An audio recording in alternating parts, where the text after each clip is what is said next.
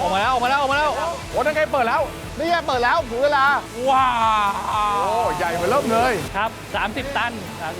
นั่นกำลังเทเลยนะคือผมว่าน้ำมันปาล์มจากที่เนี่ยแม้ว่าหลายๆคนบอกว่าเอ้ยผมไม่เคยซื้อยี่ห้อแบบว่าลีลาเลย แต่ในชีวิตอ่ะผมว่าคุณเคยกินไปแล้วพี่โมนิดนึงนะร้านอาหารที่ได้มิชลินไกด์ซื้อไปใช้ทัศนศึกษาโรงงานน้ำมันปาล์มครับอย่างที่ประจักษ์ต่อคุณผู้ดูนะครับตอนนี้มีปาล์มอยู่มากมายด้านหลังเราซึ่งน้ำมันปาล์มก็ต้องทำมาจากปาล์มแน่นอนอยู่แล้วแต่เราไม่ได้มีความรู้แต่ว่าปาล์มจริงๆแล้วมีมากมายหลายแบบครับถ้าเป็นปาล์มแบบตื่นเต้นก็จะเป็นปาล์มอันนี้แบบตื่นเต้นพนักงานเริ่มปรึกษากันเองแล้วจริงๆเราก็ควรเล่นอย่างนี้กันบ้างนะมีตื่นเต้นกว่านี้ไหมมีแบบไปถึงอวกาศยังไงโอ้ยังไงปาล์มมีแบบสดชื่นไหมปาล์มคิดไม่ทันเราจะไม่ห้ามปาล์มกันบ้างเลยเหรอเอามืออาชีพมาดีกว่าเชิญเลยครับพี่สวัสดีครับพี่สวัสดีครับผมครับพี่เชิญเลยครับพี่ชื่อพี่อะไรครับพี่ผมวรวุฒิยอดพุทธนะครับหรือว่าอาจารย์ต้นทำไมถึงเรียกตัวเองว่าอาจารย์ครับคือปกติแล้วเราให้ความรู้กับเกษตรกรด้วยซึ่งปัจจุบันเนี่ยเรามีเกษตรกรนะประมาณ 50,000 คนที่ผ่านการฝึกอบรมจากเราเรียกได้ว่าอาจารย์ต้นมีลูกศิษย์ 50,000 คนใช่ครับขอโทษนะเริ่มต้นก่อนเลยใครเคยผ่านมืออาจารย์ต้นมาพิมพ์มาบอกใต้คอมเมนต์หน่อยนะแฮชแท็กอาจารย์ต้นสอนไม่รู้เรื่องยองโอเคอาจารย์ต้นตอนนี้อยู่ที่ไหนครับตอนนี้เราอยู่ที่สวนปาล์มนะครับตรงนี้ก็คือบริษัทชุมพรอุตสาหกรรมน้ำมันปาล์มจำกัดมหาชนหรือว่าคนเขารู้จักกันก็คือโรงงานน้ำมันพืชลีลาชื่อนี้ได้ยินมานานแล้วน้ำมันพืชลีลาจริงๆที่นี่ครับผลิตแต่น้ำมันปาล์มอย่างเดียวเลยป่ะครับใช่ครับก็คือที่นี่ผลิตแต่น้ำมันปาล์มอย่างเดียวนะครับแต่ว่าในส่วนของเมล็ดปาล์ม1เมล็ดเนี่ยมันได้ทั้งน้ำมันที่เราใช้สำหรับบริโภคด้วยแล้วก็น้ำมันเมล็ดในด้วยอาจารย์ต้นฮะถามนิดนึงไอ้ด้านหลังเราเนี่ยมันคือเขาเรียกว่าลูกปาล์มหรอครับหรือว่าเรียกเขาว่าอะไรฮะเนี่ยด้านหลังของเราที่เราเห็นอยู่ทั้งหมดเนี่ยครับอันนี้เราเรียกว่าทลายปาล์มก็คือผลปาล์มนี่แหละที่เราตัดมาจากสวนแล้วก็ต้องเอาเข้ากระบวนการผลิตอันนี้มันเหมือนเป็นยอดหรือว่ามันเป็นผลของมันหรือว่ามันเป็นอะไรอันนี้เป็นผลเลยครับเป็นผลเลยเนาะใช่อันนี้เป็นใช่ไหมแล้วไอ้ส้มๆอะครับที่เป็นเม็ดอันนั้นคืออะไรฮะอาจารย์ต้นที่เราเห็นเนี่ยครับก็คือปาล์มเนี่ยที่เป็นสีส้มๆเนี่ยอันนี้เราเรียกว่าปาล์มสุกคือปกติปาล์มบ้านเราเนี่ยมันจะมีสีดำนี่คือดิบซึ่งปาล์มสุกเท่านั้นจึงจะเข้าโรงหีบแล้วก็โรงสกัดเพราะว่าปาล์มดิบไม่มีน้ำมันเราไปรับจากชาวเกษตรที่ไหนฮะจริงแล้วอ่ะก็คือก่อนอื่นเลย CPI เราทำสวนปาล์มเนี่ยมีสวนของตัวเองนะครับ 20,000 ไร่ 20,000 ไร่โรงงานที่เราเห็นอยู่เนี่ยก็คือตั้งอยู่ใจกลางสวน10,000 ไร่เลยเดี๋ยวนะไอ้สวนปาล์มฝั่งตรงข้ามอันนี้ก็คือของน้ำมันพืชลีลาใช่ครับที่เราเห็นอยู่เนี่ยนะครับทั้งหมดเนี่ยครับแต่ว่านี่ไม่ได้รับชาวบ้านมาปลูกเองเราปลูกเองส่วนหนึ่งครับ 20,000 ไร่เนี่ยจริงๆทลายที่เข้ามาหีบจริงๆประมาณ 20% 30% ส่วนที่เหลืออีกประมาณ 70% ก็คือเราก็รับจากเกษตรกรเหมือนกันเหตุผลที่เราตั้งโรงงานในสวนเนี่ยก็เพื่อความสดใหม่ของทลายคือเราตัดลงมาปุ๊บเสร็จแล้วมาจุดรวบรวมเสร็จก็มารวบรวมที่ลานของโรงงานเพื่อที่ว่าจะเข้ากระบวนการผลิตเราจะส่งผลผลิตพวกนี้เข้ามาที่โรงงานเนี่ยไม่เกิน24ชั่วโมงมันก็เลยเป็นว่าของเราเนี่ยมันสดมันมีผลต่อตัวน้ำมันเลยใช่ไหมครับใช่ครับไอ้ปาล์มที่ดีที่มาทำน้ำมันหน้าตาต้องเป็นยังไงอันดับแรกเลยมันก็คือต้องเริ่มตั้งแต่ต้นปาล์มต้นกล้าพันธุ์อย่าง CPI เราเองเนี่ยเราให้ความสำคัญกับจุดนี้มากเพราะว่าเราปรับปรุงพันธุ์เองนะเหตุผลที่เราจำเป็นต้องคัดพันธุ์เองปรับปรุงพันธุ์เองเพื่อที่ว่าจะได้ผลผลิตที่ดีที่สุดใช่ครับที่มันมีคุณภาพเรื่องเปอร์เซ็นต์น้ำมันเรื่องผลผลิตตันต่อไร่ให้ได้มากที่สุดเพราะว่าอย่าลืมว่าขนาดเรามี 20,000 ไร่เรายังมีผลผลิตเข้าโรงหีบแค่ 20% และอีก 80% น่ะเขาใช้เมล็ดพันธุ์หรืออะไรจากเราปะใช่ครับคือตอนนี้ของเราเองเรามีเกษตรกรที่ปลูกในส่วนของพันธุ์พวกนี้ก็กระจายทั่วประเทศนะครับไม่เฉพาะจังหวัดชุมพรนอกจากว่าเราเป็นการคัดเมล็ดพันธุ์คัดต้นกล้าพันธุ์ที่ดีไปปลูกแล้วอีกส่วนหนึ่งก็คือในเรื่องของเราเรียกว่าการจัดการสวนนะเพราะว่ามันต้องมีผลกับในเรื่องของผลผลิตแล้วก็คุณภาพของทลายที่เข้ามาส่งซึ่งการจัดการเนี่ยด้วยปัจจุบันเนี่ยครับเราเรียกว่าเราการทำสวนภายใต้มาตรฐาน RSPO เราได้รับการรับรองมาตรฐาน RSPO เนี่ยขั้นสูงสุดเลยนะ RSPO นี่เป็นมาตรฐานแบบ global เลยป่ะครับใช่ครับทั่วโลกเลยคือ RSPO เนี่ยก็คือมันเป็นการทำสวนแบบยั่งยืนนะครับคำว่ายั่งยืนก็คือ1ต้องอยู่กับชุมชนนะครับ2นะครับก็คือเรื่องความเป็นธรรมทั้งกับคนงานทั้งกับคู่ค้าแล้วก็3ก็คือเรื่องของการใช้สารเคมีที่มันน้อยที่สุดแล้วก็จำเป็นที่สุดอย่าง CPI KPI ผมยกตัวอย่างเนี่ยอย่างสวนของเรา 20,000 ไร่เนี่ยนะครับการกำจัดหนูของเราเนี่ยเราใช้นกแสกนะเราไม่ได้ใช้สารเคมีเพื่อไปกำจัดหนูฉะนั้นน่ะใน 20,000 ไร่ของเราเนี่ยเราจะมีนกแสกอยู่ทุกๆ 50 ไร่ประจำการอยู่เลย เขาเป็นพนักงานเหรอฮะนกแสก เป็นส่วนหนึ่งของเรานะเป็น หมายความว่าที่นี่ไม่ใช้สารเคมีเลยเหรอครับ ใช่ในการกำจัดหนูเราใช้นกแสกเลยนะครับกินหนูอย่างเดียวจากการทำงานให้เราฉะนั้นสังเกตดูว่าผลผลิตของเราที่ออกมาเนี่ยรอยหนูกัดแทะจะน้อยมาก แล้วก็ที่สำคัญเลยก็คือไม่ใช่ยาแล้วก็2ก็คือที่เราเห็นเป็นสีชมพูกระจายอยู่ตามสวนเนี่ยอันนี้ก็คือมันเป็นอาหารของตัวห้ำตัวเบียนนะครับซึ่งตัวห้ำตัวเบียนเนี่ยมันจะไปกินหนอนที่กินต้นปาล์ม แล้วตัวห้ำตัวเบียมนี่คืออะไรครับพี่ เป็นแมลงชนิดหนึ่งอะครับที่มันกำจัดหนอนโดยธรรมชาติของเขา ธรรมชาติเนาะหน้าตาเหมือนอะไรพี่หน้าตาเหมือนอะไร หน้าตาเหมือน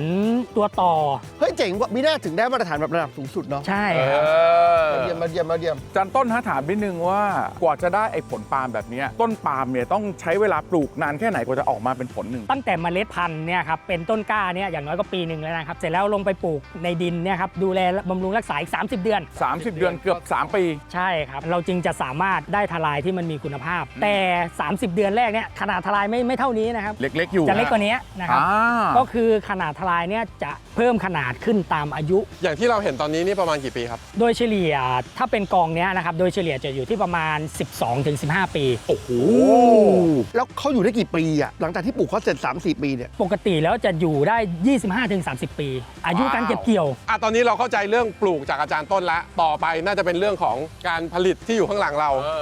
ไปดูไหม ไปดู แล้วตอนนี้เราอยู่กับพี่หนูใช่ไหมครับ หมู หมู หนูโดนกินหมดแล้วที่เหลือแต่พี่หมู เหลือแต่หมูแล้ว พี่หมูทำอะไรที่เนี่ย ครั พี่ บผมพี่เป็นผอโรงงานที่นี่ครับโรงงานเราเนี่ยเราทำปาล์มมาธุรกิจปาล์มมา 44 ปีจะ 45 ปีแล้ว ก่อนเราเกิด ใช่เพราะน้ำมันพืชลีลาเนี่ยชื่อเราดีมานานละ ใช่ครับ แล้วก็เราเป็นโรงงานแรก ๆ เลยที่ครบวงจรเนี่ยที่น้องเห็นเนี่ยสวนปาล์ม 20,000 ไร่นะครับ พี่หมูครับด้าน ครับ ขวา ผม นี่กำลังเกิดอะไรขึ้นอยู่ครับ อันนี้คือจากที่เราอาจารย์ต้นแนะนำมาเนี่ยตรงนี้เขาเรียกว่าจุดรับปาล์มเขาเรียกว่าลานปาล์มเราจะทำหน้าที่ในการรับปาล์มจากสวนเนี่ยใหม่ๆสดๆจากสวนเนี่ยเข้ามาปั๊บเราก็ดัมนะครับแล้วก็ป้อนปาล์มเข้าไปทำการผลิต นี่ดันลงมาเลยอย่างนี้เหรอครับ ใช่ครับผม และเครื่องด้านล่างคืออะไรครับ เครื่องด้านล่างเนี่ยเป็นระบบเขาเรียกว่า conveyor เป็นสายพานลำเลียง ซึ่งมันจะลำเลียงเอาผลปาล์มเนี่ยครับไปทำการ ดัน นึ่ง ขึ้นไป เข้าไปโปรเซสต่อ ไอ้กลิ่นที่เราได้กลิ่นอยู่เนี่ยนะฮะ ใช่เลย เหมือนกับผลไม้สุกๆ แบบหอมๆหวานๆเนี่ย เดี๋ยว นะ พี่มีตัวอย่างให้ หน้าตามันเหมือนองุ่นเหมือนละกำ ใช่ครับ ขยายความนิดนึงน้ำมันจากปาล์มเนี่ยมาจาก 2 ส่วนด้วยกัน ครับ ส่วนเปลือกนอกเนี่ยก็เรียกว่าน้ำมันจากเปลือกนอกที่เราเอาไปใช้ทำเป็นน้ำมันใสที่กินบริโภค ครับ ประกอบอาหารทั่วไปนะครับส่วนข้างในก็คือน้ำมันเมล็ดในปาล์มมันเทียบเท่ากับน้ำมันมะพร้าวโดยทั่วไปแล้วบ้านเราไม่นิยมกิน แต่มันมีค่าที่ไป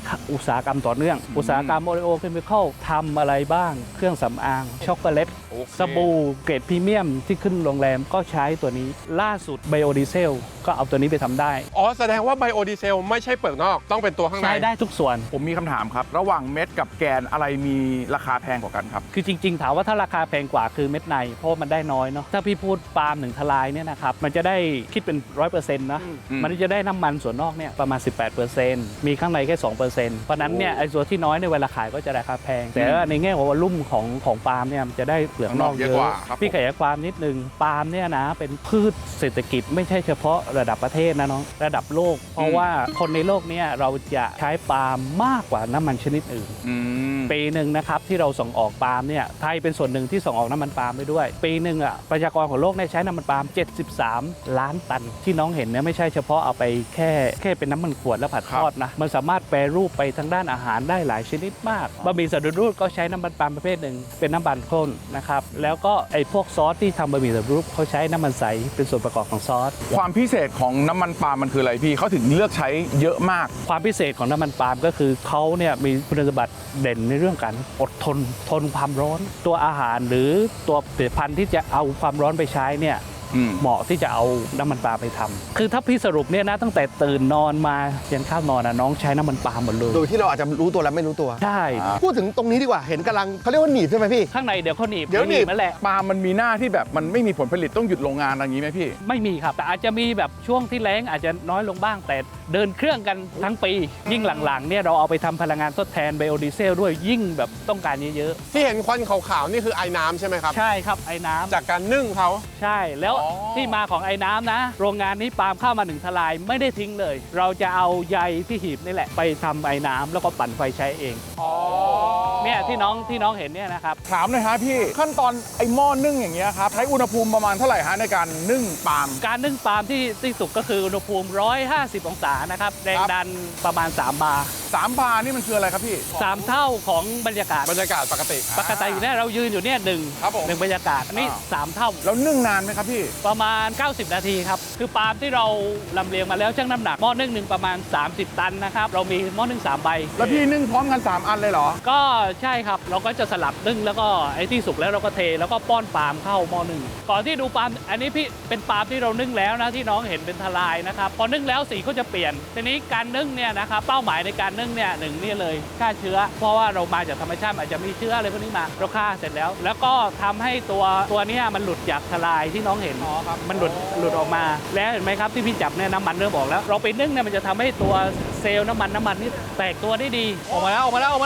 โอ้ตั้งใจเปิดแล้ว นี่ไงเปิดแล้วถึงเวลา ตอนนี้คือนึ่งเสร็จแล้ว 90 นาทีก็จะเทปาล์มมาแล้วครับ ว้าว โอ้ใหญ่มาเริ่มเลย ครับ 30 ตัน 30 ตัน นั่นกำลังเทเลยนะ ใช่ครับ ระบบควบคุมเนี่ยเราจะมีพนักงานคอนโทรลอยู่ในห้องคอนโทรลแค่คนเดียว ตั้งแต่การป้อนการอะไรเนี่ยใช้คนหนึ่งคน ตัวหม้อนึ่งเนี่ยเขาจะถูกดีไซน์ไว้มีฝาบนกับฝาล่าง ตอนที่เราป้อนปาล์มเนี่ยฝาล่างปิดฝาบนเปิด เพื่อรับปาล์มดิบเข้ามา หลังจากรับเสร็จแล้วเราก็จะนอนอย่างเงี้ยแหละครับแล้วก็ปล่อยสตรีมที่พี่บอกไปอ่ะ3 บาร์110 องศา90 นาทีเสร็จแล้วเราก็เอาแรงดันออก แล้วก็ตอนที่เราเทปาล์มออกเนี่ยเราก็จะเปิดฝาล่าง แล้วก็เทปาล์มออกมา แสดงว่าไอ้ฝาที่เปิดอยู่อันนี้คือฝาล่างใช่ไหมครับ ใช่ นี่ ครับ คือฝาล่าง ผมถามไปดิตอนนี้มันเริ่มมีน้ำมันมีอะไร อย่างนี้มันกลัวการเผาไหม้หรือว่ามันจะไฟแบบมันจะเกิดอะไรไหมฮะไหม้ไหมฮะ ไม่ไหม้ครับ เพราะว่าตอนนี้มันเป็นไอน้ำที่เราใช้มันเป็นไอเปียกนะ150 องศาก็จริง แต่ว่ามันไม่ได้เกิดการติดไฟมันมีความชื้นอ มัน ยู่ มีความชื้นอยู่ เพราะว่าเราต้องการให้มีความชื้นนิดๆนะครับ เพราะว่ามันจะได้แทรกเข้าไปในผลปาล์มที่สุกได้ดีขึ้นไอ้นี่เทหมดแล้วครับเขาก็จะกลับไปสู่สเต็ปเดิม แล้วเดี๋ยวก็เตรียมที่จะป้อนปาล์มลงละเพื่อนึ่งหม้อต่อไป วนไปเรื่อย ใช่ครับ ๆ รอบหนึ่งนี้เรากี่นาทีครับพี่ รอบหนึ่งก็เฉพาะหม้อเนี่ย90 นาทีค โอ้ รับ ชั่วโมงครึ่ง ใช่ชั่วโมงครึ่งอันนี้ปาล์มที่นึ่งแล้วเนี่ยเราก็จะมีตัวไอ้เนี่ยที่น้องเห็นเนี่ยเป็นตัวเกียร์นะเขาเรียกออโต้ฟีดเดอร์ใช้เกียร์ปาล์มก็ทยอยลงในสายพาน ยัดเข้าไป สายพานนี่ก็ลำเลียงไปขึ้นไปเพื่อจะไปหีบ แต่นิดนึงก่อนหีบเนี่ยเนื่องจากปาล์มมันมีทั้งทลายและผลปาล์มเราต้องไปแยกก่อน ครับ เราต้องเอาผลปาล์มนี่ออกจากทลายก่อน เราจะไปหมุนโดยใช้เครื่องนวดแยกคล้ายๆตะแกรง แยกผลออกจากทลาย ใช่ครับเดี๋ยวเราไปดูข้างบน ได้ครับ เดี๋ยวไปทางนี้เชิญครับ ตรงนี้คืออะไรครับพี่ ตรงนี้ก็คือปาล์มที่เรานึ่งเสร็จแล้วมันยังมีทั้งทลายและผลปาล์มอยู่นะครับตรงนี้ ครับผม เขาเรียกว่าเครื่องนวดทำหน้าที่ในการเอาปาล์มเนี่ยเข้าไปแล้วเขาจะหมุนถ้าน้องสังเกตข้างในมันจะมีเป็นตะแกรงอยู่เห็นไหมครับเป็นช่องๆผลปาล์มที่สุกแล้วก็จะหล่นด้านล่าง แล้วก็เอาลำเลียงไปเข้าหีบ ส่วนทลายก็อยู่ด้านบนนะครับทีนี้ส่วนของทลายเราก็เอาไปใช้ประโยชน์นะเราไม่ได้ทิ้งที่โรงเราเนี่ยเป็นซีโร่เวส ทลายที่สวนมากับผลครับมาอยู่ตรงนี้ ใช่ นี่ก็เรียกว่าเป็นทลาย empty bun นะ หรือภาษาไทยก็เรียกทลายเปล่าแล้ว ตรงนี้ก็ยังมีน้ำมันอยู่ เราเอาไปหีบก่อนนะครับ หีบเสร็จแล้วฉีกเป็นเส้นใยไปเข้าโรงไฟฟ้าหรือว่ามวล ไอเรานึกว่าทลายที่ไม่มีลูกเนี่ยอาจจะไม่มีอะไรที่ได้ใช้แล้วปรากฏมีน้ำมันอยู่ในนั้นอยู่ ทีนี้พลิกกลับมาที่ผลปาล์มเนาะที่เราแยกแล้ว แยกไป เราก็จะเข้าสถานีนี้เขาเรียกว่าสถานีหีบน้ำมัน ในนี้ที่น้องเห็นเป็นถังสีขาวเนี่ยเขาเรียกว่าตัวป่วนเขาเรียกไดเจสผลปาล์มที่มันสุกแล้วเนี่ยมันจะถูกใบมีดอ่ะปั่นเหมือนเราปั่นน้ำผลไม้อ่ะหลักการเดียวกันปั่นอย่างเงี้ย ปั่นแบบให้มันเละเลย ใช่ปั่นให้เละ ครับ เพราะเราจะเอาไอ้ตัวเนื้อไปเข้าตัวนี้ก็เรียกว่าสกูเพรสเพื่อเพรสเอาน้ำมันออกมา ส่วนเส้นใยก็จะมีเส้นใยกับตัวนัทเนี่ยเราก็ไปแยกนะครับเส้นใยก็เอาไปเข้าบอยเลอร์ไปผลิตโรงไฟฟ้าชีวมวลได้อีกไม่ได้ทิ้ง แล้วก็มีเม็ดในเมล็ดในเราก็ไปกระเทาะแล้วก็ได้เป็นเมล็ดในแล้วไปหีบน้ำมันเมล็ดใน แสดงว่าการหีบเนี่ยมันแยกกัน มันจะมีหีบที่เป็นตัวลูกแดง หีบที่เป็นตัว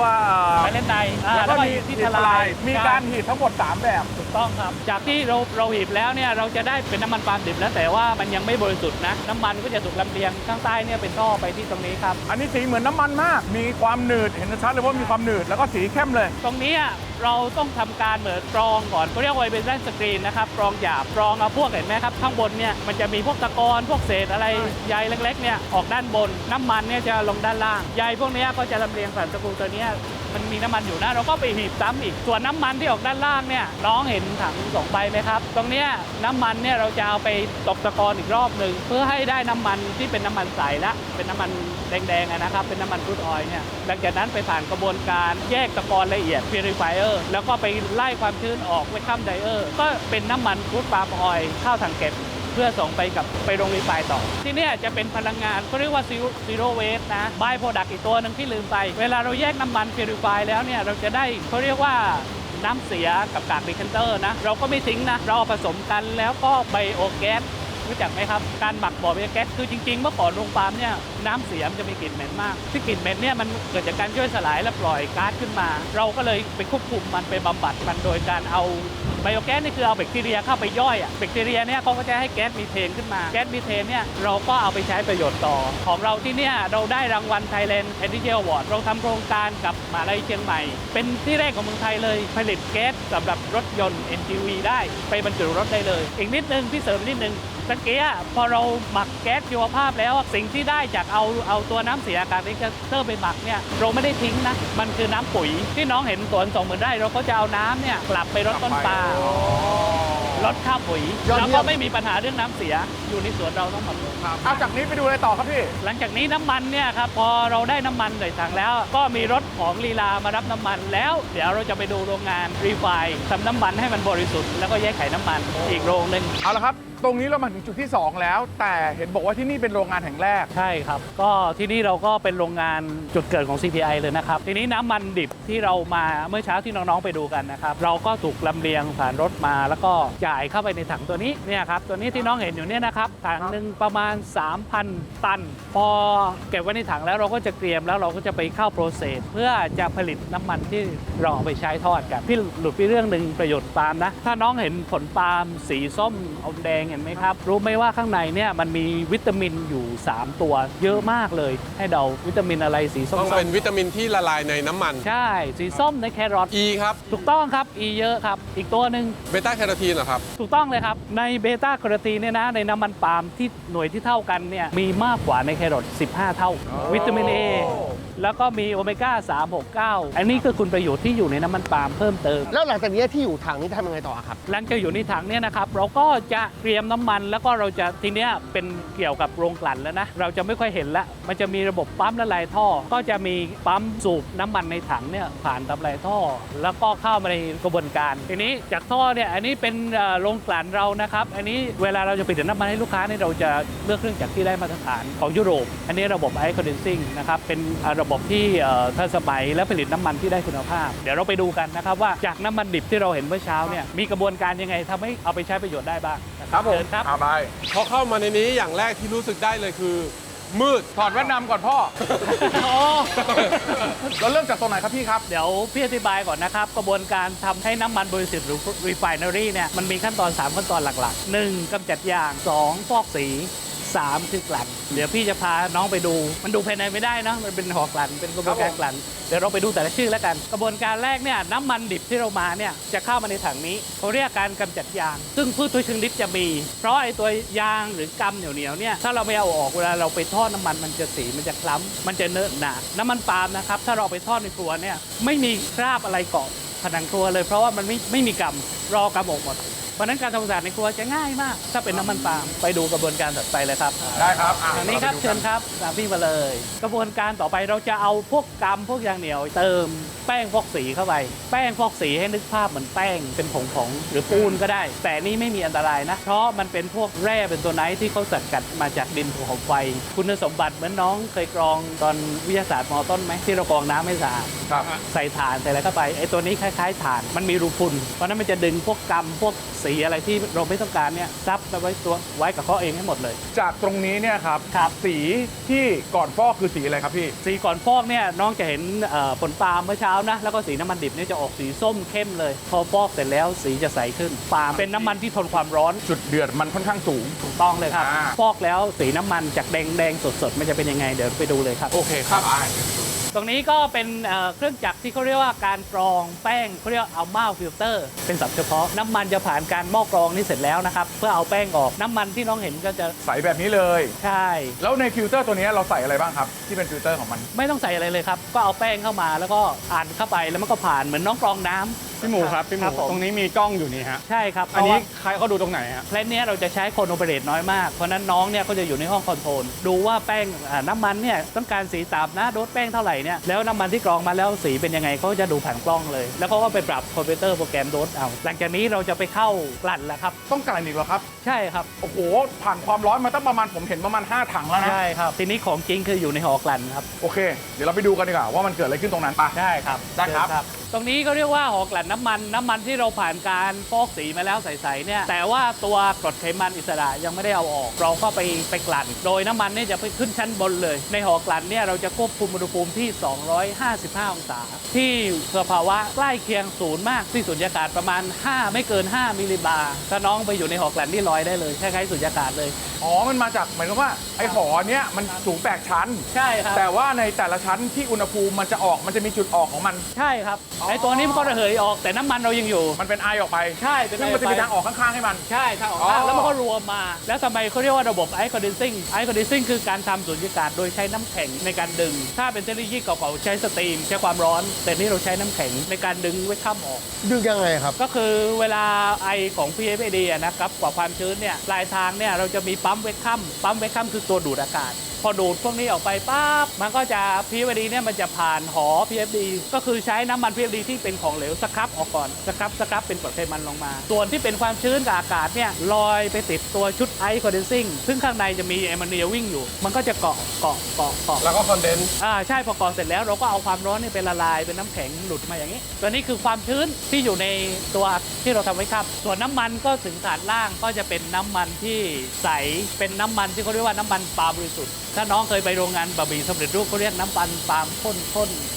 เอาไปทอดเส้นน้ำมันปลาแบบถ้าเรายังไม่ได้แยกไข่ออกอยู่ที่อุณหภูมิห้องนะเขาจะเป็นแบบข้นๆแต่เมื่อไหร่ที่ให้ความร้อนเขาก็จะละลายเป็นสีใสเรามองไม่ออกทีนี้น้ำมันจากตรงนี้เนี่ยเขาเรียกว่าน้ำมันปลาบริสุทธิ์หรือน้ำมันข้นเอาไปใช้อะไรได้บ้างก็เหมือนที่พี่กล่าวข้างต้นก็คือ ถ้าเป็นด้านอาหารเนี่ยบะหมี่สำเร็จรูปพวกสเน็คทั้งหลายเนยเทียมมาการีนน้ำข้นหวานแม้กระทั่งไอศครีมก็ใช้น้ำมันตัวนี้เป็นส่วนประกอบในการทำนะครับหลังจากนั้นเนี่ยเราจะไปดูโปรเซสต่อไปก็คือไอ้ตัวเนี้ยมันยังไม่ใช่เป็นน้ำมันที่เราบรรจุขวดนะจากของกลั่นเนี่ยเป็นน้ำมันปาล์มบริสุทธิ์น้ำมันข้นอยู่ เราจะต้องไปทำให้มันใส โอ้โห ต้ ไอ้ ง ตรง ปทำ เมื่อกี้ ให้ ก็ น ใสกิ้งแล้วนะพี่ ทำให้มันใสจากที่ไว้ที่อุณหภูมิห้องมันข้นๆจะทำยังไงให้อุณหภูมิห้องแล้วมันไม่ข้น ไม่เป็นไขไม่เป็นไข ใช่ นะครับ ไม่ แล้วก็ ใส แล้วก็มีความเหลวเคลื่อนที่ได้ง่ายกว่า ใช่ครับ อ่า ก็คือหลักการง่ายๆเอาไอ้ไข่มันออก เดี๋ยวเราไปดูกัน ตะกี้เป็นน้ำมันปาล์มแบบข้นแล้วพี่ แล้วไงต่อครับ จากน้ำมันปาล์มที่ข้นเนี่ยเดี๋ยวเราจะทำให้มันเกิดการเป็นน้ำมันใสเกิดขึ้นนะโดยกระบวนการนี้เขาเรียกว่ากระบวนการแยกไข่น้ำมัน มันมีหลักการแบบง่าย ๆ เลยก็คือเอาน้ำมันปาล์มข้นเนี่ยมาอุ่นละลายให้ใสแล้วเราก็ไปส่งเข้าทางตัวผลึกนะขั้นตอนอย่างเนี้ยเราก็จะเอาน้ำมันมากรอง แสดงว่าระหว่างกวนและลดอุณหภูมิเนี่ยตัวไขไม่ได้ลอยขึ้นไปข้างบน แต่มันก็ผสมอยู่ในนี้แหละ ถูกต้องครับ แต่เพียงว่ามันจะกลายเป็นเม็ดไขมันที่ลอยปนอยู่ แล้วเราค่อยไปกรองออก ใช่ครับมันจะปนอยู่ในกับน้ำมันเลย โอเค นี่เอามาให้ดูด้วย อ่า อ๋อ คืออยากให้เป็นตะกอนแบบนี้ ใช่ก็คือน้ำมันอาเบลตะเกียพอเราไปตกผลึกเนี่ยน้องเห็นไหมว่ามันจะมีไข่เม็ดเล็กๆ ตะกอน เล็กๆเหมือนตะกอนอ่ะมันเหมือนน้ำนมข้นอ่ะเหมือนไอศครีมอ่ะ น้ำราเมง ใช่ ซุปราเมง ผมก็ตึก ใช่ จับไงนะฮะ เนี่ย อ๋อ เย็นนิดๆนะ เปิดดูได้ เย็นกว่าอุณหภูมิปกตินิด ใช่พี่ขออนุญาตนะน้องเอามือจับได้มันจะสักมือ ๆมัน สักมือ ทงคัตเตอร์ ใจมัน ยัง ใจ ไม่ หมดดีเด้อ หลังจากนี้ตกผลึกเรียบร้อยแล้วก็เข้าตัวนี้เลยครับเครื่องกรองน้ำมัน เวลาใส่น้ำมันเนี่ยมันต้องผ่านทุกชั้นนี้ไปเลยเหรอครับพี่ ใช่ครับผ่านไปเลยใช้แรงดันอัดไอ้ผ้ากรองสีขาวๆเห็นไหมครับแล้วมีรูอยู่น้ำมันมันจะเข้าแล้วก็มันผ่านผ้ากรองเนี่ยไอ้ไข่มันก็อยู่ตรงกลาง จริงๆอันนี้เหมือนแบบออสโมซิสแบบหลายๆชั้นอะไรอย่างเงี้ย ใช่ พี่ ใช่แต่ว่ามันต้องใช้แรงดันในการอัดเข้าไปประมาณ200ถึง300 บาร์ อัดกันไปเรื่อย ใช่ครับ 200-300 บาร์เลยเหรอพี่ ใช่ครับ ๆ บาร์หนึงเท่าไหร่ครับ บาร์หนึ่งก็เท่าที่เราอยู่ตอนเนี้ย ใช่ หนึ่ง ก็หนึ่งแบงบาร์แต่ว่ามากกว่าแล้ว200-300 เท่า ใช่ครับเดี๋ยวขอของตัวอย่างเค้กเลยครับเดี๋ยวให้น้องเห็นนี่ อันนี้ก่อน ตัวนี้ก็คือไอ้ตัวที่มันทำให้มันข้น ฮะ จับได้ นี่คือตะกอนเหรอครับ นี่คือไขมัน ไขมัน ครับ ที่ไม่ผ่านผ้าถูกไหมฮะ ใช่ครับ โอ้ อันนี้เหมือน เนยเลย เอาไปทำอะไรได้บ้างครับพี่ตัว โอ้ เนี้ย เยอะมากเลย สบู่ได้ไหมฮะ ได้ครับ ยอดนิยมแล้วต้นทุนต่ำสุดคือไบโอดีเซลพี่จะกับลูกค้าพี่ส่วนมากก็คือจะใช้ซื้อไปทำไบโอดีเซล เพราะไขมันก็คือพลังงาน ใช่ครับไปแปรรูปแล้วก็ไปทำพวกเทียนไขเว็กสารพัดเลยเนาะสบู่ก็ทำได้ นี่คือน้ำมันที่เราเอาไปบรรจุขวดกันเขาเรียกว่าน้ำมันปาล์มโอลีนหรือชาวบ้านเขาเรียกว่าน้ำมันปาล์มใสนั่นเองแต่พวกพี่เรียก ROL อันนี้คือใช้ได้ยังครับ อันนี้ใช้ได้แล้วหลังจากกระบวนการนี้เราก็จะส่งน้ำมันทางท่ออีกแล้ว ไปไว้ในถังเก็บ แล้วเราก็จะบรรจุในขวดในถุงในนี้เดี๋ยวเราไปดูกันไปดูรถบรรจุ ไปดูบรรจุ เมื่อได้น้ำมันปาล์มโอเลอีนใช่ไหมครับพี่ น้ำมันปาล์มใส ตรงเนี้ยก็คือสำหรับผู้บริโภคที่อยู่ที่บ้านแล้ว ใช่ครับ คือน้ำมันที่ได้จากโปรเซสแยกไข่เนี่ยเราก็ส่งลายท่อแล้วเก็บ แล้วก็เอามาบรรจุ ก็หลักการบรรจุเหมือนบรรจุทั่วไปนะ มันใช้หลักการเหวี่ยงแล้วเครื่องมันจะจับมาแล้วก็เรียงมาตามสายพานอย่างนั้นเลยที่น้องเห็น โอเค ตรงนี้ก็จะเป็นกระบวนการในการเอาน้ำมันใสเนี่ยบรรจุลงในขวดนะครับ ใส่น้ำมันตรงนี้1 ลิตร ใช่ครับ อันนี้ทำอยู่ไซส์เดียวใช่ไหมครับ1ลิตร อ๋อเรามีโปรดักต์มากเลยครับน้องนี่คือขวด1ลิตรนะเรามีทั้งถุง1ลิตร อ๋อมีถุง ถุง1ลิตรถุง18ลิตรแล้วก็บรรจุปี๊บ18ลิตร 13.75 ลิตรแล้วก็เชอร์รี่แกลลอนน้องจะเห็นว่ามันจะละน้ำหนักจะต่างกันนะก็ขึ้นอยู่กับฐานลูกค้าเรา ถ้าราคาแบบบางคนเขาสะดวกแบบเป็นถุง18ลิตรดีไซน์แบบเหมือนปี๊บฉีกถุงแล้วก็เทได้เลย อันนี้จะเป็นกลุ่มลูกค้าร้านอาหารพี่โมนิดนึงนะร้านอาหารที่ได้มิชลินไกด์ซื้อแบบถุง18ลิตรไปใช้ คือผมว่าน้ำมันปาล์มจากที่เนี่ยแม้ว่าหลาย ๆ คนบอกว่าเอ้ยผมไม่เคยซื้อยี่ห้อแบบว่าลีลาเลย แต่ในชีวิตอ่ะผมว่าคุณเคยกินไปแล้ว ใช่ครับ ไปกินไก่ทอดบางเจ้า คุณกินไปเรียบร้อย ไม่รู้แล้ว ภัตตาคารบางที่เรียบร้อย หลังจากบรรจุแล้วก็ตรงนี้ก็ติดฉลากนะครับแล้วก็จะไปที่คลังเลย นี่ครับติดฉลากให้เรียบร้อย นี่ก็ติดฉลาก เฮ้ยฉลากอันนี้นานยังครับ ตัวเนี้ย ฉลากนี่เราเป็นฉลากใหม่ปีนี้เลย เหมือนไม่นานใช่ป่ะตัวฉลากนี่เป็นฉลากใหม่นะ ใช่ฉลากใหม่ เพราะอันเก่ามันไม่ใช่อันนี้มัน จะเป็นสีเหลือง ใช่ อันนี้ฉลากใหม่ ฉลากใหม่เนี่ยเราจะเน้นความสดใหม่จากสวน 100% เป็นสีเขียวนะครับ เพราะฉะนั้นลองดูได้แล้ว ส่วนฝั่งนู้นที่น้องเห็นไกลๆนั่นก็คือลายบรรจุถุง1ลิตรแล้วก็ปี๊บเราจะรวมอยู่ในพื้นที่เดียวกันเลยครับหลังจากนี้เราก็จะไปคลังแล้วครับบรรจุกล่องเรียบร้อย ขอถามเป็นความรู้ได้ไหมครับผมเป็นสีน้ำมันอันเนี้ยมันดูสีธรรมชาติมากเลยอะพอส่งกว่าจะเก็บกว่าจะส่งกว่าจะอะไรสีมันมีเปลี่ยนบ้างไหม ไม่เปลี่ยนครับ เก็บไว้ได้ประมาณกี่ปีผมถามหลักปี ประมาณ1 ปีโดยมากเราไม่ถึงเราก็ใช้กันหมดก่อน หมดแล้ว เพราะน้ำมันปาล์มเราใช้กันทุกวันน่ะ ส่วนมากไม่ค่อยรอด ใช่ น้ำมัน ค ข รับ วดถึงไม่รอด เพราะฉะนั้น ใช่ครับ ใครที่ซื้อน้ำมันปาล์มไปเก่งราคา ผมก็อยากจะเรียนตรงนี้ว่า เขาเก่งราคาน้ำมันปิโตรเลียมกันนะ อย่าไปเก่งราคาน้ำมันปาล์มนะ บิดอ้อยเหรอ บิดออยล์ อันนี้จะเป็นปี๊บครับ อ๋อนี่น่าจะปี๊บใหญ่ 18ป่ะครับ ครับ คือจะไซส์เดียวกันอยู่ที่เราจะบรรจุไม่เท่ากันแต่ปี๊บไซส์เดียวกัน อันนี้เจอได้ตามแผงร้านค้าที่มีหม้อทอดใหญ่ๆทั่วไปนะฮะ ทั่วไป อันนี้จะแบบ เนี่ เจอย แน่นอน อย่างนี้เลยอย่างนี้เลย แล้วก็อันนั้นอะที่แปลกตาเลย อันนี้เพิ่งออกมาใหม่เขาเรียกว่าแกลลอนเจอรี่แคนเนาะ ผมอยากรู้มากเลยว่าทำไมเราถึงต้องทำเป็นแบบปี๊บกับแบบอย่างเงี้ยครับทำไมเราไม่ทำให้มันเหมือนกันไปเลย อยู่ที่ความต้องการลูกค้าเลยครับปี๊บเนี่ยตอนนี้ลูกค้านิยมคือโรงแรมร้านอาหารในโรงแรมก็ชอบปี๊บเพราะเขายกไปเก็บได้ แต่ถ้าอันเนี้ย อันนี้จะเป็นกลุ่ม ต่างประเทศ ต่างประเทศเพื่อนบ้านเราก็เอาไปแล้วเขายกไปอะไรได้ง่าย เข้าใจ แสดงว่าเป็นเรื่องของความชอบบรรจุภัณฑ์ละ ใช่ เมืองไทย ใช่ครับ อาจจะชอบปี๊บ ใช่ ต่างประเทศอาจจะชอบแบบนี้แค่นั้น ใช่ เลย ครับ ทีนี้ถามมาความรู้นิดนึงแล้วกัน ครับ สำหรับสายที่ชอบซื้อแบบเนี้ยที่เป็นถุงหรือเป็นอะไรก็ตาม ครับ แล้วไปใส่ในภาชนะเพื่อเก็บอีกทีอะครับเหมือนภาชนะเพื่อใช้เล็กลงมา ภาชนะที่ใส่น้ำมันควรเป็นอะไรดี คือจริงๆ น้ำมันพอเราผ่านกระบวนการแล้วก็เป็นพลาสติกหรือเป็นสเตนเลสอะไรได้หมด แต่อย่าให้สัมผัสอากาศมากเพราะน้ำมันก็ไม่ค่อยชอบอากาศ คือพอเปิดแล้วก็ปิดให้สนิทเนาะก็คือก็จะใช้ได้ เพราะน้ำมันเนี่ยเขาจะเป็นกลาง พี่ มา ขั ก ดความเชื่อแม่ผมมากนะเนี่ย ใช่ แม่ผมเนี่ยใช้น้ำมันเนี่ยจะโดนอากาศจะอะไรก็ใช้ได้กี่วันกี่เดือนก็ยังใช้ได้อยู่ แล้วก็เทขับใส่หม้อ คือน้ำมันเนี่ยก็คือเขาจะไม่ค่อยชอบอากาศ ถ้าเราเปิดแล้วเราก็ต้องปิดให้สนิท เพราะไม่นั้นบางทีเขาบอกเชลไลท์ทำไมซื้อไปแล้วมีไม่ถึง 1 ปี เพราะว่าพอโดนอากาศมากๆเขาจะเปลี่ยนนะครับ เพราะว่าเขาจะไม่ชอบอากาศ ขอถามความรู้หน่อยครับ น้ำมันปาล์มที่เริ่มเปลี่ยนแล้วหรือเกินอายุหรือโดนอากาศเยอะแล้วเนี่ยอะไรที่ทำให้เรารู้ได้ว่ามันกำลังเปลี่ยนสภาพแบบใช้แล้วไม่ค่อยดีแล้ว จุดเด่นน้ำมันปาล์มก็คือเรื่องกลิ่นถูกไหมครับ เราดมกลิ่นน้ำมันปาล์มเนี่ยเขาจะกลิ่นเป็นกลางเขาจะไม่มีกลิ่นอะไรเลย เพราะเราไปทอดมันจะไม่ไปดับกลิ่น สิ่งที่เราทำในอาหาร เพราะฉะนั้นเมื่อน้ำมันปาล์มหมดอายุคือกลิ่นเขาจะเป็นเหม็นหืนๆนะเหม็นใช่ ถ้าเริ่มมีกลิ่นแล้วแปลว่าเขาหมดอายุแล้วเพราะสีจะดูไม่ได้ ที่น้องเห็นน้ำมันปาล์มใสเนี่ยถ้าน้องเอาไปแช่ตู้เย็นมันก็เป็นไขเพราะด้วยคุณสมบัติเขาไม่ทนที่อุณหภูมิเย็นไงแต่ไม่มีอะไรต่อร่างกายเพราะร่างกายเราอุณหภูมิ30 กว่าองศา เข้าใจครับ มีคำถามครับ น้ำมันเนี่ยครับจริง ๆ แล้วถ้าเรานำไปใช้ทอดเนี่ยสามารถใช้นำไปทอดซ้ำอีกได้ไหมครับ จริงๆแล้วทอดเนี่ยก็คือให้ดูสีนะครับคือถ้าสียังไม่เปลี่ยนให้ทอดได้ แต่พยายามอย่าทอดซ้ำไม่หลายครั้งเพราะว่าถ้าสีมันเปลี่ยนสีมันเข้มแล้วมันเริ่มแดงเนี่ยเราจะไม่แนะนำละ พี่หมูบอกเลยทอดรอบเดียวพอครับ จะได้เพิ่มยอดด้วย ครับแต่ว่าทอดแล้วอุณหภูมิสูงสีไม่เปลี่ยนกลิ่นไม่เปลี่ยน อันนี้ยืนยันได้ แล้วก็พี่เสริมนิดนึงก็ทางความรู้ทางด้านสุขภาพนะครับ ผม บางทีคนเข้าใจผิดว่าเฮ้ยน้ำมันปาล์มมันจะมีตราไหมพอทอดแล้วโดนความร้อนแล้วมันจะไปทำให้เกิดมะเร็งไหมไม่มีนะเพราะน้ำมันปาล์มเนี่ยเขามีสารต้านมะเร็งด้วย ก็คือวิตามินอ e ีต้านอนุมูลอิสระเขาอยู่ในตัวน้ำมัน แล้วก็เมื่อไปทอดเนี่ยเหมือนที่พี่บอกว่าเขาทนความร้อนสูงมาก แล้วการที่ทนความร้อนสูงเนี่ยน้ำมันปาล์มที่น้องไปดูหอกลั่นนะต้อง200 กว่าองศาถึงระเหยใช่ไหมเพราะฉะนั้นไอ้ที่ว่าที่เขาพูดสารโพล่าหรือทรานเนี่ยจะไม่มีในน้ำมันปาล์มน้ำมันจะมี 2 ประเภทซอฟต์ออยล์กับฮาร์ดออยล์ ครับ ซอฟต์ออยล์ก็คือเป็นน้ำมันที่มาจากเม็ดพืชทั้งหลายเขาเหมาะสำหรับ อุณหภูมิต่ำ ต่ำๆอย่างเช่น ไปทำสลัดผัดที่ ผัด อุณหภูมิไม่ ได้นิดหน่ เย อย อะนิดหน่อย แต่ถ้าเป็นน้ำกลุ่มน้ำมันปาล์มที่เป็นฮาร์ดออยล์เนี่ยก็คือน้ำมันปาล์มเลยก็คือเขาเหมาะสำหรับการเอาไปให้ความร้อน ทีนี้เดี๋ยวเราจะไปเพื่อยืนยันว่าน้ำมันเราเนี่ยทอดดีกลิ่นอร่อยหอมมันเดี๋ยวเราจะไปทดลองกัน แล้วก็พี่อยากจะบอกอีกอย่างหนึ่งตอนนี้เราได้รางวัล Superior Award จากประเทศเบลเยียม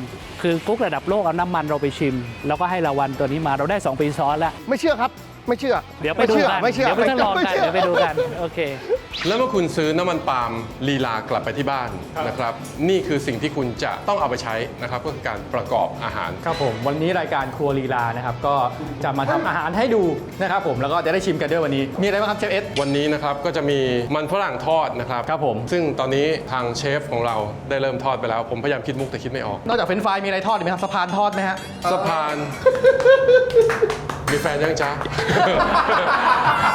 อันนั้นทอดสะพาน อ๋อ ตรงนี้เขาเรียกส่วนอะไรครับพี่ โอเค เราจำลองมาให้น้องดูเลยว่าเวลาเขาเทส Superior Award เนี่ยที่เราได้มา 2 ปีซ้อนเนี่ยเรื่องความอร่อยของน้ำมันปาล์มมีกลิ่น มีรสชาติและสีน่าดูชมเนี่ยเป็นยังไง เดี๋ยวเราพิสูจน์จากที่น้องเขาทอดเฟรนช์ฟราย ขอถามเอาความรู้นิดนึงได้ไหมครับ เวลาเราไปงานเราน้ำมันเราไปประกวดอย่าง International ตัว Superior Taste Award เนี่ยเขาก็เทสแบบนี้เหรอฮะ ใช่ครับ เป็นส่วนหนึ่งเขาเอาเฟรนช์ฟรายไปทอด เหตุผลที่เขาเอาเฟรนช์ฟรายเนี่ยคือเฟรนช์ฟรายจะเป็นออริจินอลสดไม่มีกลิ่นอะไรเลย เพราะฉะนั้นเวลาพิสูจน์การทอดกลิ่นของน้ำมันแต่ละชนิดเขาจะใช้ตัวนี้ในการทอด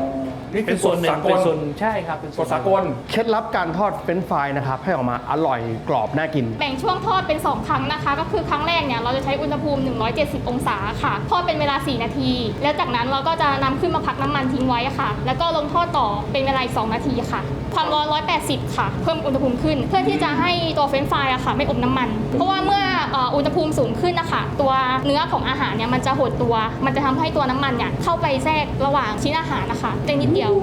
มันก็เลยทำให้อาหารกรอบ จริง ๆ แล้วอันนี้คือวิธีทอดเฟรนช์ฟรายที่ดีด้วยป่ะครับสำหรับคนทั่ว ๆ ไป ใช่ค่ะ ถ้าคุณทอดเองที่บ้านมีหม้อทอดแบบนี้ ให้ทอด 170 ก่อน ใช่ ขึ้นมาพักแป๊บหนึ่งกี่นาทีครับ ตอนพัก ขึ้นมาพักประมาณ 1 นาทีครึ่งค่ะ แล้วลงไป แล้วก็ลงทอด 180อีก ต่ออีก 2 นาที แล้วก็พี่เสริมนิดนึงในน้ำมันปาล์มอ่ะมันทอดโดยอุณหภูมิสูง พี่บอกว่าเรื่องทรานใช่ไหมครับทรานเนี่ยมันจะเป็นตัวหนึ่งที่ทำให้เกิดโรคมะเร็งเพราะฉะนั้นในน้ำมันปาล์มถ้าเราเอาไปทอดเนี่ยไม่มีทรานแล้วก็ไม่มีโอกาสจะเกิดโรคมะเร็งเลย เพราะว่าจุดเดือดมันสูง มันไม่ได้แปลงรูปเปลี่ยนรูป ใช่ครับใช่ครับ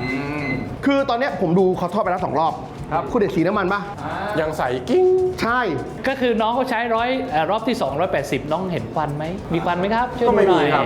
เพราะฉะนั้นจะยืนยันว่าน้ำมันปาล์มที่180 องศาไม่มีควัน ถ้าเป็นน้ำมันประเภทอื่นนี่ควันขโมงคือเตรียมตัวจะเผาแล้ว อธิบายให้คุณผู้ดูเข้าใจง่ายๆแล้วกันครับ การเลือกน้ำมันให้ถูกกับอาหารที่คุณจะทำเนี่ยให้ดูจากจุดเดือดของเขา ให้คุณคิดง่าย ๆ ว่าถ้าคุณอยากกินไก่ แต่คุณเอาไก่ไปทอดจนดำอ่ะนั่นคืออุณหภูมิมันสูงเกินกว่าที่เนื้อไก่มันจะทนได้ แล้วมันกลายไปเป็นอะไรที่ดำๆที่กินแล้วก่อมะเร็งแล้วน้ำมันเหมือนกันครับ ถ้าสมมติว่าคุณใช้น้ำมันอันนึงเอาไปตั้งไฟแล้วคุณเห็นควันนั่นแสดงว่าเขากำลังจะเปลี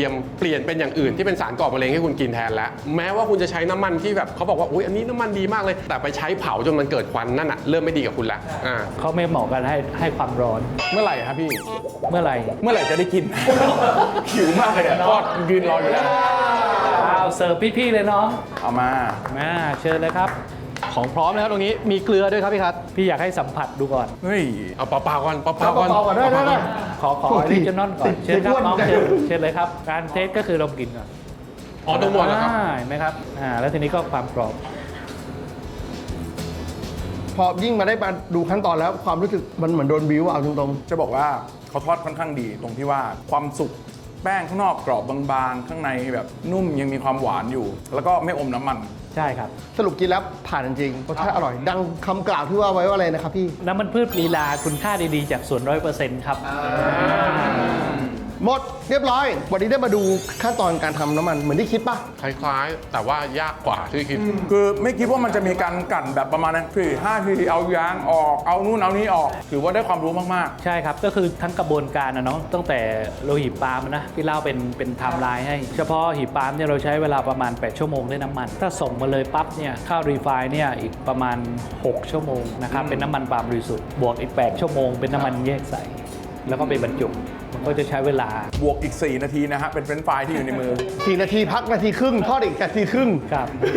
จะบอกว่าพอได้มาดูเมื่อก่อนจำได้ไหมจะมีภาพพวกเวลากันน้ำมันเราจะเห็นไอ้ลงกลวยๆนะภาพคลาสสิกที่เราเรียนกันอะใช่ไหมพอได้มาดูจริงแบบผมว่าวันนี้สายเคมีน่าจะถูกใจสิ่งนี้ หรือมีมุมไหนในโรงงานที่น่าสนใจที่อยากเติมเกล็ดเล็กเกล็ดน้อย เติมเนาะ ยินดีเลยนะครับยินดีเลยเป็นพื้นที่ที่แบบมานั่งพูดคุยกัน หรือว่าจะหาความรู้เพิ่มมาเข้าเว็บไซต์ CPI ก็ได้ www.cpi.com นะครับหรือไม่ก็ Facebook น้ำมันพืชลีลาเข้ามาได้เลยเป็นเพื่อนแอดได้เลยมีเพื่อนเยอะ ผมนึกว่าเข้าไปที่ Facebook ของพี่นะครับวีรวัฒน์จันทราสุขก็มาพูดคุยกันเนาะ น่าจะของพี่เดี๋ยวหลังไมค์โอเคครับ วันนี้ขอบคุณมากๆเลยนะครับ ขอบคุณมากพี่ขอบคุณน้องๆมาก แล้วก็ขอบคุณทีมงานของ CPI น้ำมันปาล์มลีลาด้วยขอบคุณมากๆเลยครับ